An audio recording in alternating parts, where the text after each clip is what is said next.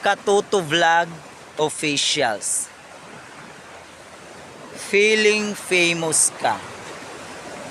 5K plus pa lang naman ang followers mo. Walang kwenta naman ang mga vlog mo. Famous. Famous. Feeling. Oh my goodness. Nahilo ako bigla. Wait lang. Kailangan ko umupo. Nandito kasi ako sa Pacific Ocean. Aray. Ayan. Oh, sige. Okay, sasagutin kita. Unang-una, hindi ako nag-feeling sa'yo.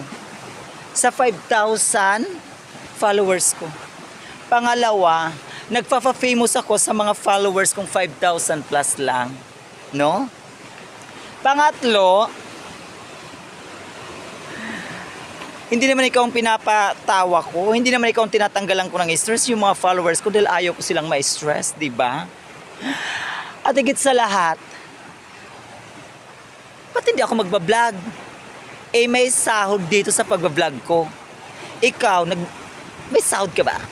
Ha? May nagbibigay ba sa ng sahod? Oh, di ba?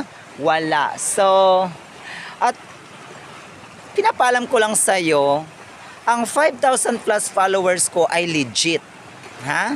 Walang robot. Hindi tulad mo, fake account, di ba? So kung ako sa'yo, ilabas mong natural mong account at harapin mo ako. No? Walang fake account. Sa bagay, kahit natural ng ano mo, hindi naman kita ipopost eh. Di ba? May sahod ako. May sahod ako. May sahod ako. May sahod ako. May sahod ako!